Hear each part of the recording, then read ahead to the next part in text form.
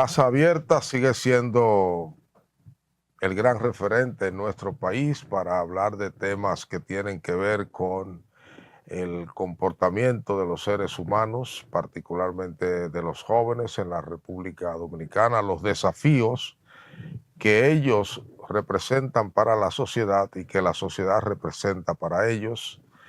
Y también es una institución que se ocupa de manera muy importante de dotar a la juventud y a las familias dominicanas de las herramientas necesarias para evitar, para prevenir el consumo de sustancias prohibidas, como se le dice ahora.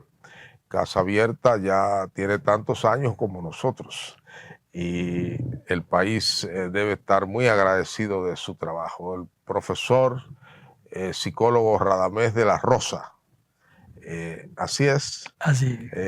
sigue siendo un hombre joven, con ánimo de seguir luchando por una causa que él ha hecho suya, una causa muy importante como es ayudar a la familia dominicana en los temas en que le he señalado. Él nos va a acompañar un poco hoy para ver ese tema que tanto se lleva y se trae después de la pandemia, que es el estado de la salud mental de los dominicanos, un tema que por cierto ya no es preocupación solo en nuestro país, sino en muchos otros países se habla del estado de la salud emocional de las personas. Yo creo que no solo por el tema de la pandemia, sino estas guerras sin sentido, estos malestares, esta pobreza que no cambia, y a veces hasta la falta de ánimo y de esperanza para seguir viviendo. De manera que le invito a que no hablemos ahora de política y escuchemos al profesor Radamés de la Rosa. Don Radamés de la Rosa, ¿cómo se siente? Muy bien, gracias, muy bien. Joven. Bueno, no joven, pero bien. No, pero se le ve joven, se le ve juventud. Ya, gracias. Usted Espero me que quiere mucho. el ánimo esté en la misma línea, yo espero. Sí. Siempre Sí, con estamos deseos de bien. luchar. Estamos bien. Ya. Usted es un buen alumno de la esperanza, ¿verdad? Creo que sí. Creo que eso, en personas como nosotros que trabajamos en una entidad como esta, eso nos tiene que mantener activo permanentemente. Porque si perdemos la esperanza, pues, ante lo que estamos viviendo, pues se nos hace más difícil hacer el trabajo. Sí. Antes decían, cuando éramos jóvenes, un poco traían esas ideas del existencialismo, de que cuando se perdía la esperanza, el único camino que le quedaba al ser humano era el suicidio. No sé si todavía prevalece esa manera de pensar, pero a veces, y esta es una expresión bíblica de San Pablo, hay que tener esperanza contra esperanza. Es decir, hay circunstancias a veces que no alimentan la esperanza. Así es. Del dominicano se dice que somos, por genética social, pesimistas. Incluso hay toda una escuela del pesimismo donde se inscribieron y escribieron varios de los escritores más talentosos de nuestro país, comenzando por don Américo Lugo, un hombre además de una prosa preciosa. Pero eso como que choca un poco con la alegría que uno advierte en el dominicano. Alegría que según Saglur no era tal. Detrás de, por ejemplo, la bullanguería del merengue se escondía un hombre triste. Usted que permanentemente trata con el dominicano, hombre y mujer, ¿es un ser de esperanza o es un ser que acepta la realidad como es sin mayor vocación de que mañana será mejor?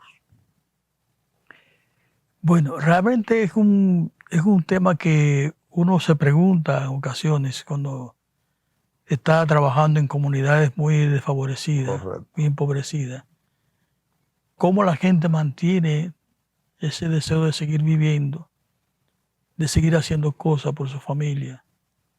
También hay personas que se desvían del camino correcto y son violentos, cometen actos delictivos.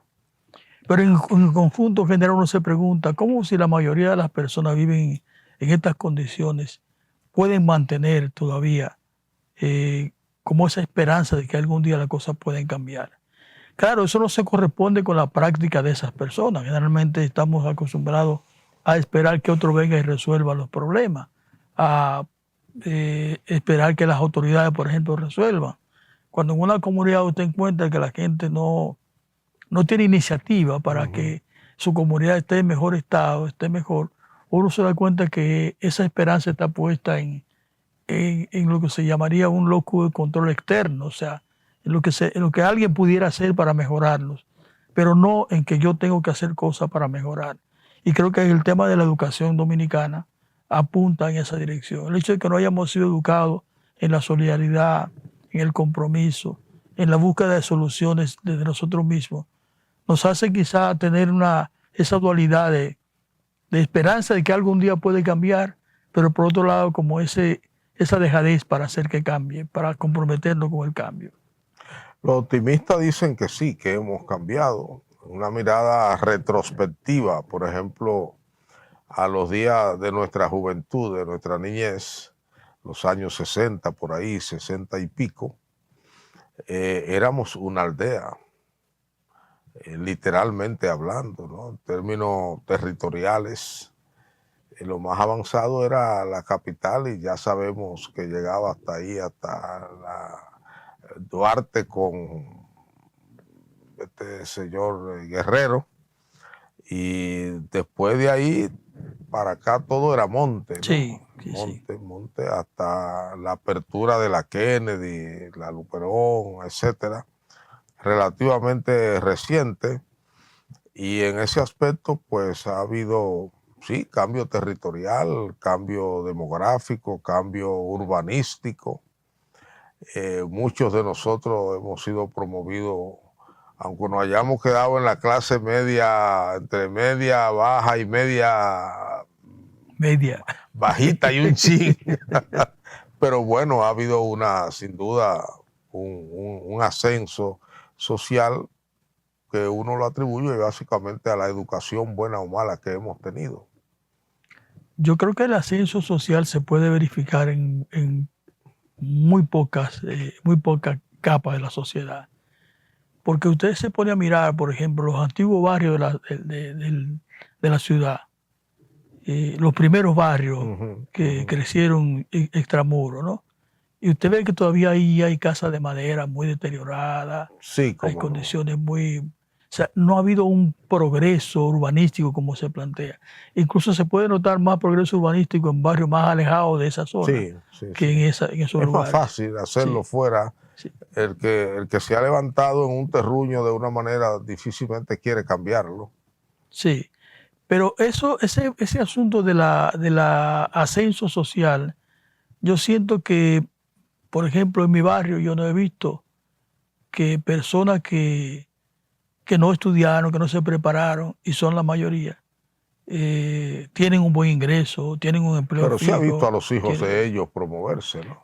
Exactamente. Sí, Los que han estudiado, los que se han preparado de alguna manera, logran algún nivel de progreso, sin llegar a decir que se ubican en el nivel de clase media. ya. Pero hay un nivel de progreso. Ahora, Lo que pasa es que salen del barrio, salen del barrio, salen del exactamente. barrio. Exactamente. Solo llegan a visitar a los viejos, Así es. que casi siempre se resisten a salir, porque es muy difícil cuando usted se ha criado en un patio, en una casa con un árbol, con una vecina para tomar el café en la tarde, o un vecino para jugar una mano de dominó, irse a vivir a un apartamento. Eso no crea nadie que le hace un bien cuando saca a una persona del barrio que vive así, ha vivido así toda su vida con suma alegría, y llevárselo a un sector para vivir, como dicen ellos, encerrados como pollos. Sí. De hecho, hay experiencia en los años 70 cuando se hicieron algunos desalojos en la zona. Y, por ejemplo, en mi barrio que se desalojó una gran cuadra para instalar el Politécnico Nuestra Señora del Carmen.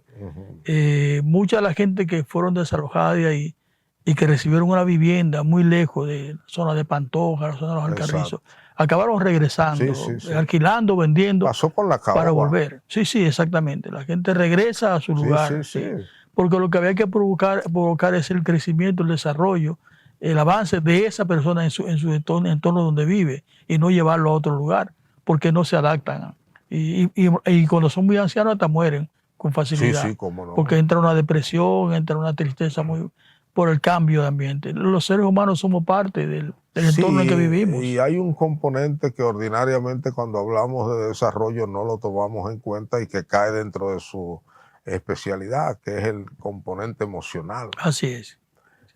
Figúrese una persona que tenga 50, 60 años viviendo en un lugar, su hábitat emocional y su hábitat físico, sus amigos, los hijos de sus amigos, los nietos de sus amigos, que luego son amigos de sus nietos, y ese tipo de redes que operan como un soporte emocional invisible y que usted va viendo el cambio dentro de su familia, pero también se va alegrando viendo el cambio en la familia del vecino o sufriendo lo que está ocurriendo en la familia del vecino. Ahí hay un elemento del desarrollo que es muy difícil, pienso yo, de valorar porque hay personas que se resisten y hay una generación que uno sabe que no va a salir del barrio o no quiere salir del barrio y como usted dijo, si sale del barrio hasta mueren. La vecindad no es solamente el vivir al lado uno del otro, o sea, la gente que vive en un condominio, por ejemplo, son vecinos, pero no tienen una relación como la que tiene el vecino. O sea, tiene que ver con toda esa parte emocional, esa historia compartida, esa solidaridad, o sea, de compartir el café, compartir incluso la comida, que no se da en otros entornos. O sea, eso es parte de la vida del ser humano. Y cuando usted le quita eso, usted le está quitando una gran parte de su vivencia y lo que ha sido su historia. Las estadísticas sí hablan de que ha habido una promoción social importante en el país, sobre todo en los centros urbanos de casi todo el país. Hasta el año 1981 éramos una sociedad fundamentalmente rural. A partir del 81 el censo dice la mayoría vive en la parte urbana y pasamos a ser una ciudad urbana, solo que con una mochila de mucha ruralidad todavía, ¿no? Se nota los fines de semana largos que las carreteras se llenan de gente que va a su campo. Y hay gente que, por ejemplo, tiene 20 años en la capital o 30, pero nunca ha cambiado su sitio de votación. Así es.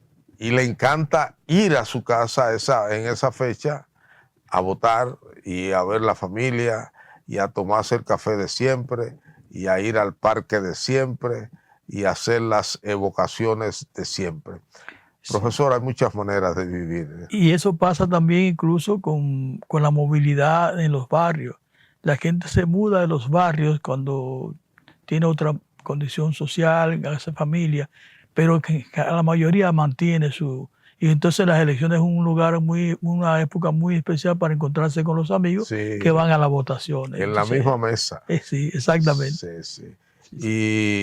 Y como usted dice también, yo conozco familias que son de sectores populares, pero por razones de trabajo y demás, se han mudado a otros sitios, pero los fines de semana ellos están allá, en el mismo sitio. Y el caso extremo de un amigo que se pasó una vida, ya no lo hace, pero se mudó de Santiago para acá y como por 30 años él iba a pelarse, a recortarse el cabello con el mismo barbero de siempre. Así es, así es. Vamos a una pausa después de esta digresión urbanística para venir a hablar sobre Hogar Crea con perdón, con Casa Abierta con el profesor Radamés de la Rosa.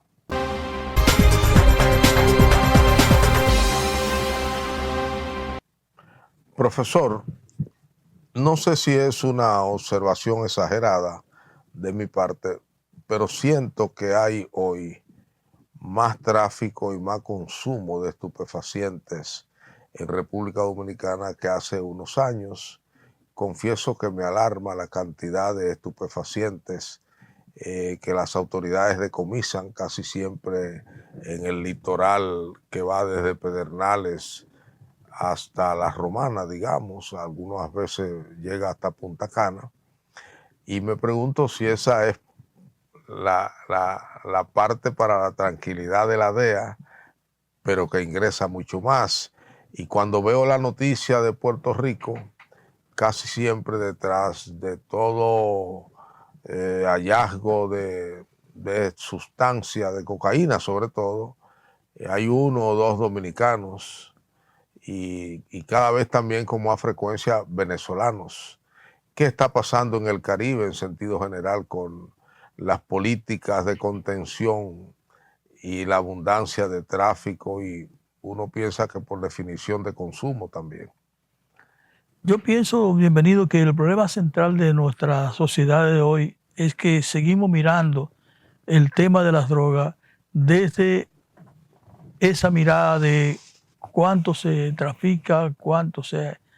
No somos capaces de ubicar que cada año en los informes que presenta el Organismo de Naciones Unidas que tiene que ver con este tema, se nota un crecimiento de las áreas de cultivo de hoja de coca, las áreas de cultivo de amapola, incluso el tráfico de sustancias psicoactivas sintéticas se ve en aumento cada vez. O sea, hay un crecimiento de la producción de sustancias, pero siempre pensamos que el problema hay que verlo desde ahí. ¿Por qué hay un aumento de la producción de sustancias? Porque hay una demanda creciente también en nuestras sociedades. Seguimos mirando a las drogas desde las drogas y no mirando a las drogas como se deben mirar los problemas sociales desde la sociedad misma para poder entenderla. Y no solamente República Dominicana. República Dominicana está muy atrasada en materia de su política de drogas, pero hemos avanzado mucho. Casi no cambia. No ha cambiado nunca. O sea, básicamente en la República Dominicana... Decomiso y más nada. República Dominicana lo que ha hecho siempre es aplicar la legislación de los años 80, 88, que ya era atrasada cuando se promulgó, y no hemos sido capaces de modificar esta política de droga para cambiarla. En otras ciudades han ido avanzando en esa. No se pueden ver cambios muy significativos todavía, pero se empieza a avanzar en Uruguay, se empieza a avanzar en Portugal, se empieza a avanzar en Canadá, se avanza algo en Estados Unidos, incluso sociedades que han votado para que se deje de perseguir a los usuarios de droga como delincuentes. Y nosotros seguimos haciendo eso y de manera inamovible. Nos cansamos de plantear, hay que cambiar la mirada para poder ser más eficaz. Y no, seguimos haciendo lo mismo, y obviamente, como decía Einstein, si usted hace lo mismo todo el tiempo, usted no puede esperar que haya resultados diferentes. Correcto. Entonces, ¿de qué estamos hablando? De un fenómeno global de la humanidad de estos tiempos que sigue siendo mirado con esa perspectiva conservadora, ultraconservadora incluso, que hoy premia al mundo, a la humanidad. O sea, hablamos de un tema que requiere de una mirada inteligente, que requiere de investigación, de estudio, de formación. Sin embargo, lo que hacemos es meter policía, meter represión, meter control, legislaciones de control absurdas como la nuestra, que tiene una serie de planteamientos que ya no debería darnos vergüenza incluso que nuestra legislación tenga ese tipo de planteamiento. Pero no parece interesarle a nadie. Entonces, claro que ha crecido el nivel de consumo, claro que hemos tenido un gran nivel de desarrollo de las políticas de control. Vemos que ha habido quizá una mayor, o no sé si mucho más apoyo de Estados Unidos, un mayor nivel de incautaciones. Pero usted pregúntese, ¿eso está implicando que el tráfico local, porque muchas veces lo que detenemos es el tráfico que va hacia Estados Unidos, hacia Europa, pero eso significa que el tráfico local también está controlado? Es cierto que tenemos menos droga en la calle en nuestro país, en nuestras comunidades, y eso no lo puede afirmar nadie. Y el mismo aumento del decomiso tampoco podría significar necesariamente que no está entrando más estupefacientes. No, hay una lectura que se puede hacer de eso también. Exactamente, sí, Se puede decir, bueno, el tema del crecimiento de la droga en todo el mundo, obviamente va a haber una mayor difusión, una mayor distribución, y eso es lo que estamos viendo. Yo incluso lo comenté una vez en un artículo que escribí. O sea, no necesariamente las indicaciones que tenemos, los datos que tenemos, de los cuales se ufanan nuestras autoridades. Sí, bueno, claro. Hemos capturado 12 veces más que los gobiernos anteriores. Eso hay que entenderlo, siempre lo harán así. Sí, pero eso no significa éxito. La gallina siempre cacarea su huevo. Bueno, aunque hayan 20 gallinas que ya hayan puesto mucho huevo a su lado. Sí, pero esos huevos que se cacarean deberían significar que nosotros estamos teniendo una estrategia eficaz para controlar no solamente el tráfico hacia Europa y Estados Unidos, sino hacia nuestro país mismo. Recuerde, mi querido profesor, que para el político lo importante es hacer poesía y cantar loa y elegías a lo que hace, y sin importar que sea menos que lo otro. Lo que él quiere es que la ciudadanía crea que lo de él es lo mejor. Es como el chinero. Sus chinas siempre son las mejores. Sí. Sí, porque uno ha aprendido lamentablemente que la capacidad para el engaño que hay alrededor del mundo de la producción y el tráfico, la venta, el transporte, es demasiado creativo. Y bueno, somos capaces de entregar mercancía con propósitos definidos, porque a mí me llama mucho la atención la persistencia de ese litoral, a pesar de que, según las autoridades, decomisan mucho. Entonces yo digo, pero son tan tontos que saben que por ahí se lo van a agarrar y siguen usando ese camino. Entonces ahí me entran mis dudas, ¿verdad? De por dónde podría estar el propósito de eso, etcétera. Pero para la sociedad dominicana, para la juventud dominicana, para la economía dominicana y para ustedes los que trabajan en ese sector, los retos aumentan en la medida en que esos detalles que usted da son tan alarmantes, de que sigue el aumento de la producción, el aumento del procesamiento y el aumento de la circulación. Porque hay unos retos entonces adicionales para instituciones que, como Casa Abierta, sus recursos humanos y económicos no crecen en la misma medida en que esas situaciones aumentan la demanda del servicio. No crecen los recursos destinados a la prevención en sentido general, o sea... Bueno, eso no existe, ¿no? Bueno, desde el punto de vista de la política pública no hay una mirada preventiva, porque aplicamos la legislación del 88. Pero tampoco entiendo que ya ni siquiera hay en los hospitales todavía instalaciones en las cantidades necesarias, o sea que no solo un problema de prevención, sino de curación. Sí, el término del concepto de prevención se maneja de manera más amplia cuando se plantea que la propia reducción de la demanda en términos de la atención a las personas que ya tienen un problema de dependencia ya es un tema preventivo. Pero eso no se ha desarrollado en el país. No tenemos una estrategia preventiva que incluya la parte de formación, la parte de investigación, la reinserción social, la reducción de riesgos y daños y obviamente el tema del tratamiento profesional, el tratamiento compasivo, pero con mirada más científica de cuál es a la persona que estamos atendiendo.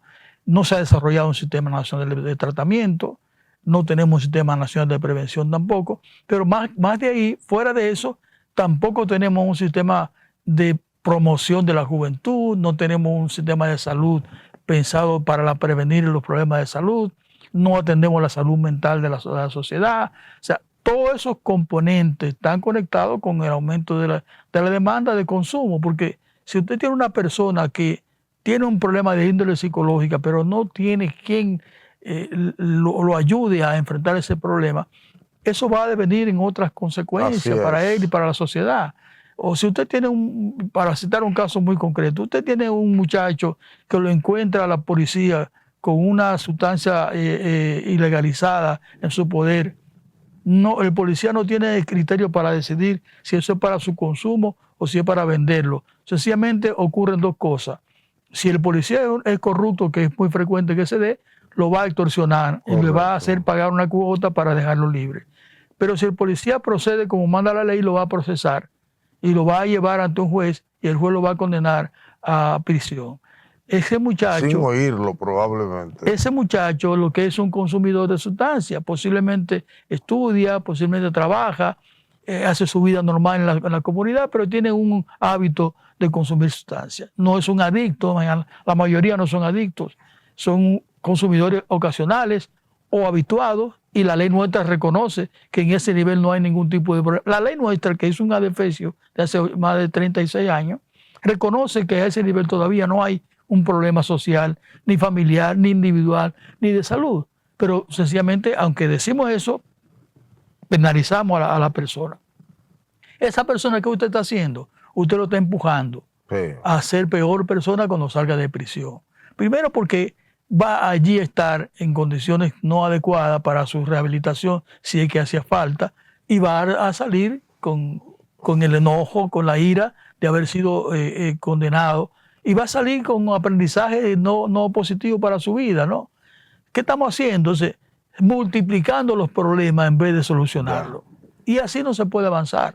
En materia de droga, si no empezamos a mirar de otra manera el tema, si no empezamos a entender que las drogas son la consecuencia de fenómenos sociales, individuales, familiares, complejos, vamos a seguir sencillamente aplicando una legislación que no tiene nada de preventiva. En ningún lado la ley nuestra habla de prevención. Habla de persecución al tráfico y al usuario de sustancias. Bueno, probablemente sea la sociedad en su conjunto la que entienda, tenga una visión totalmente negativa del consumo. No sé si la sociedad dominicana acepta valorar como normal a un joven o a una persona que sencillamente tiene el hábito del fin de semana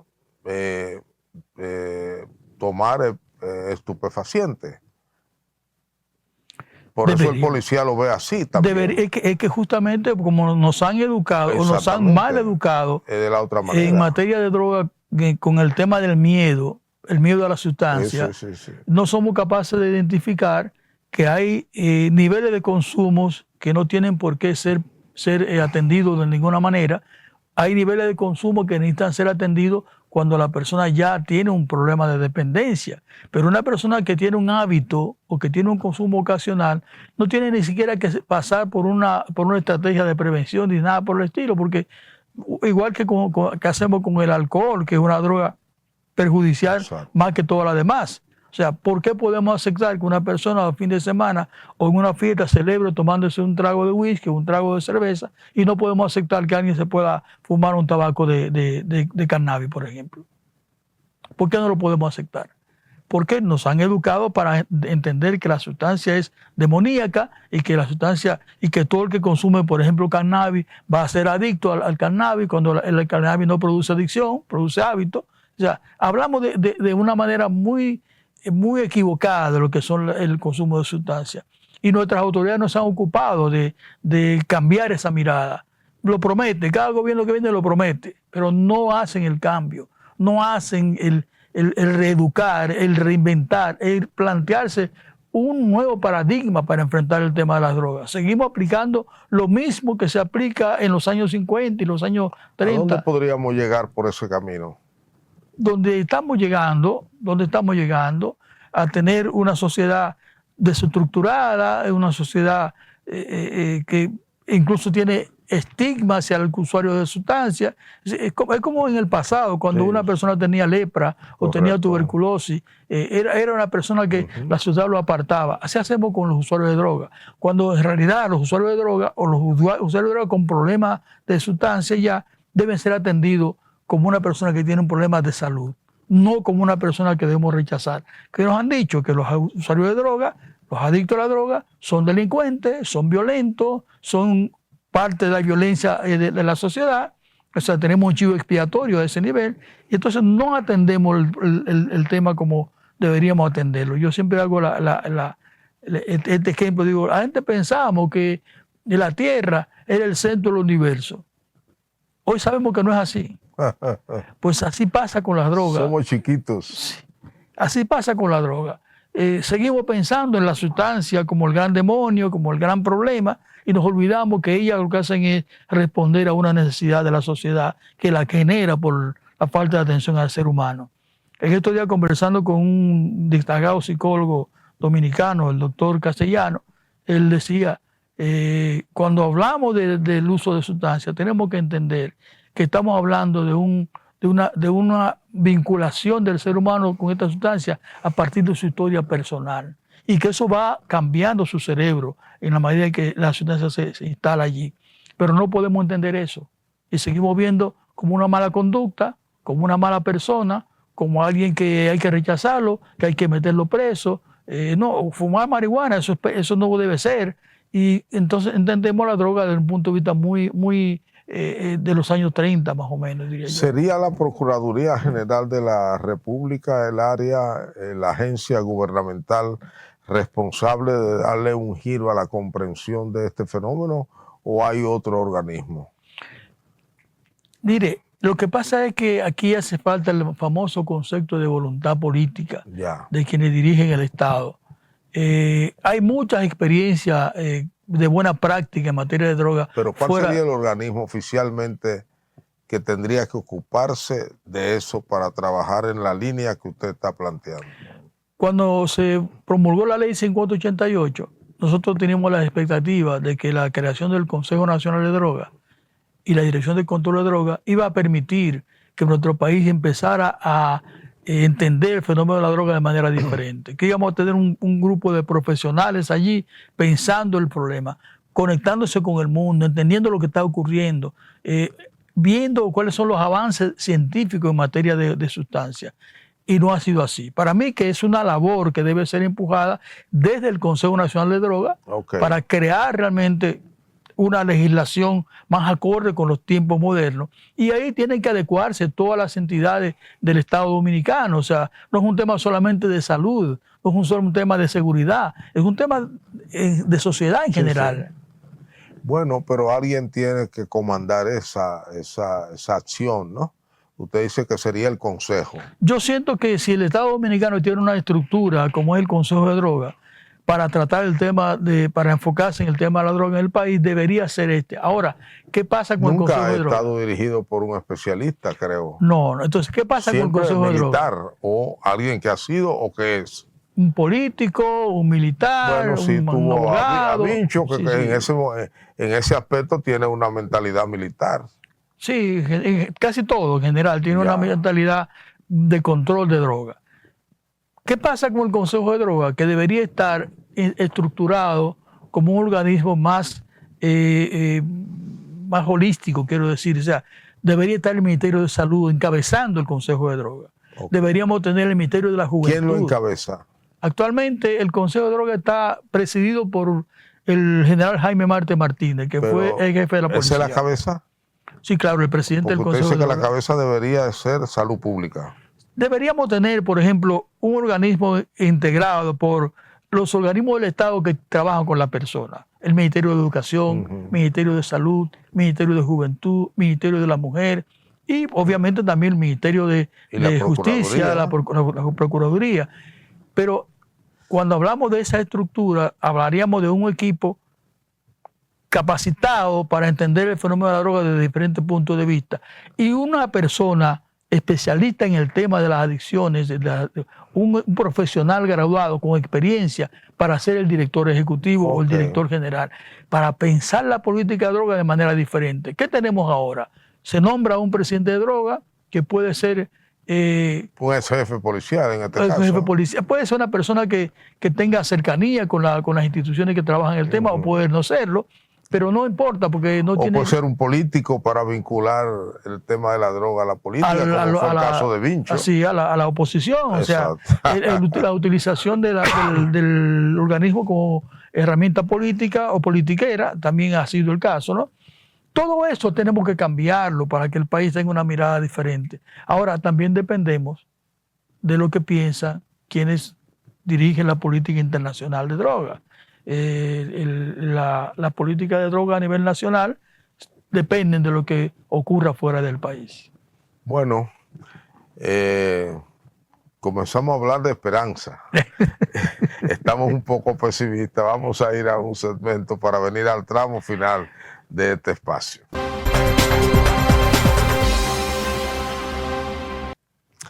Bueno, retomando la parte inicial de esta conversación, me gustaría ver el tema en tono de esperanza. Es decir, ¿cuáles son las posibilidades, a partir de la circunstancia en que estamos, las posibilidades que hay de enderezar la carreta, de manera que se pueda hacer algo mejor, diferente a lo que estamos haciendo? Claro, hay un obstáculo que a mí me parece que es importante, y es que creo que para esta gestión, para esta administración, el tema del consumo, del tráfico, del ingreso al país, no creo que haya una política definida, ni esté en la carpeta de prioridades del gobierno el tema del que estamos hablando. No siento ni siquiera que podemos buscar en la hemeroteca muchos pronunciamientos del ciudadano presidente sobre el particular, ni de la Procuradora General de la República, ni de los distintos ministros de salud que hemos tenido, y creo que el presidente del Consejo es un hombre ausente de la vida pública. Estamos viviendo una etapa donde el mundo empieza a mirar de manera diferente el tema de las drogas.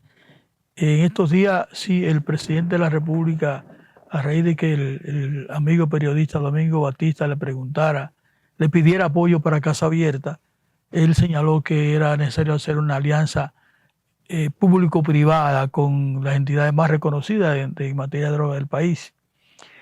Pero esa no es una declaración como la que usted espera. No, sí, se quedó. Todavía está ahí, pero esperamos que se avance en un encuentro con el presidente para hablar sobre estos temas.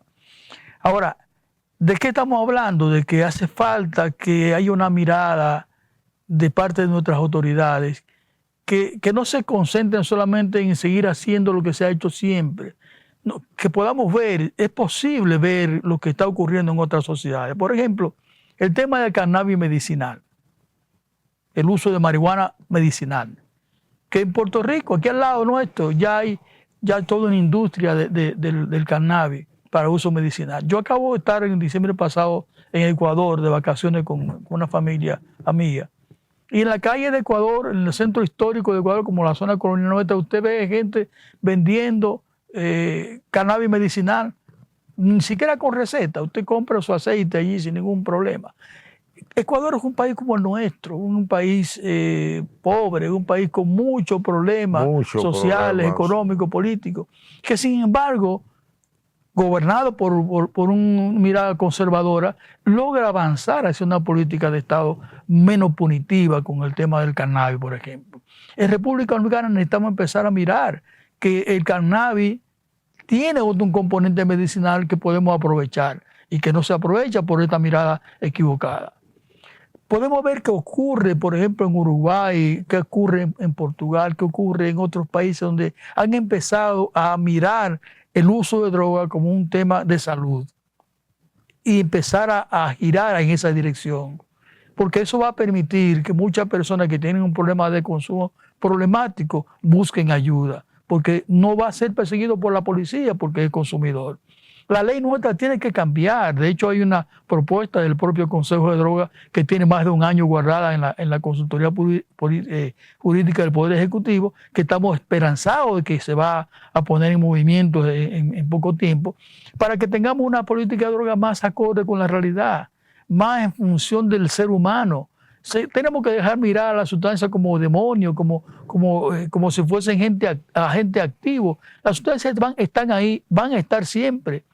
Es la manera como nosotros nos relacionamos con ella. Ya. Y no quiero que se vaya a interpretar que estoy planteando que debemos el concepto de legalizar que se maneja. Legalizar significa para la gente quitar todos los controles. No, estamos hablando de una política de regulación de la sustancia en función de su peligrosidad. Tenemos que regular estrictamente el consumo de heroína en el país y atender a las personas que tienen ya problemas con ella. Pero tenemos que entender que el consumo de cannabis es un consumo adulto que en muchas sociedades ya se permite, ya se considera la dosis personal como parte de lo cotidiano, donde no hay una logística de presión y de control y de estigma al consumidor. Y tenemos que empezar a mirar el tema de la droga de manera diferente. Se están dando pasos, hay reuniones, hay conversaciones, hay interés, o las cosas siguen siendo como siempre, un día unas declaraciones, otro día otro, y de ahí no se pasa. Así es. Lamentablemente seguimos en ese sigue sentido. ahí. Y en términos operativos, Casa Abierta anda bien, sus finanzas, sus relaciones económicas con el gobierno, porque tengo entendido que es un aportante importante. El más importante, sin duda, del Estado. ¿Ha mejorado eso? No, ha empeorado. O sea, doña Miriam no ha mejorado eso.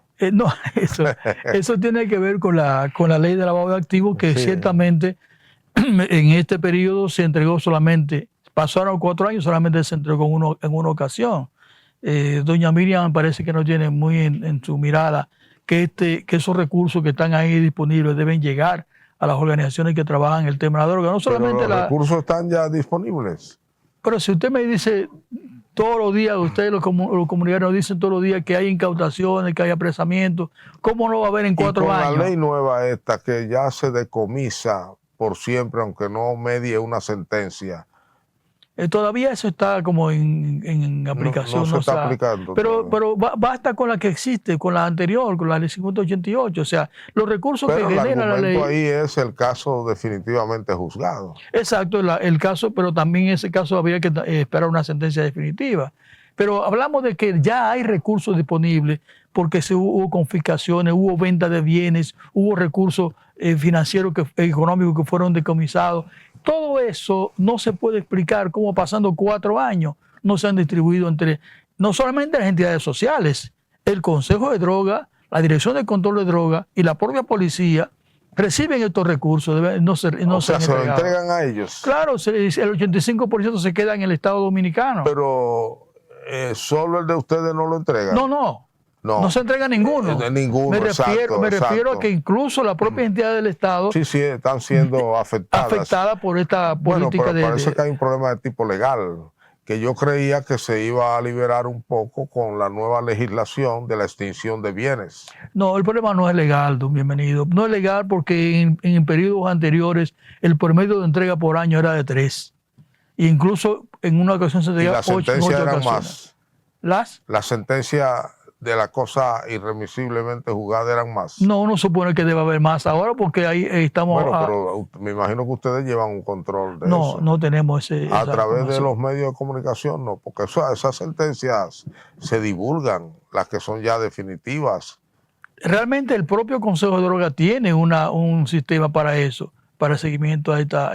Pero ¿qué pasa? Que, como dicen por ahí, los bomberos no se pisan la manguera ellos mismos. Exacto, pero ¿cómo ustedes no llevan un control para poder reclamar con hechos? Mira, hay 3 sentencias y de esas 3 sentencias no hemos recibido los beneficios. Hemos reclamado en el pasado de manera incluso control. Hemos reclamado incluso ustedes, en la calle. Me refiero. Sí, pero no tenemos no tenemos la posibilidad de tener ese sistema de control. Es tan fácil, profesor. Muy fácil. Pero claro, porque eso se publica en los medios y en las sentencias todas ahora, uno la consigue por internet, todas.